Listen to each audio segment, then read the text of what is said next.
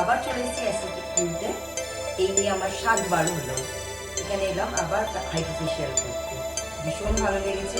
তোমরা বুঝতেই পারছো আমার স্কিন দেখে কেমন লাগছে, বলো তুমি।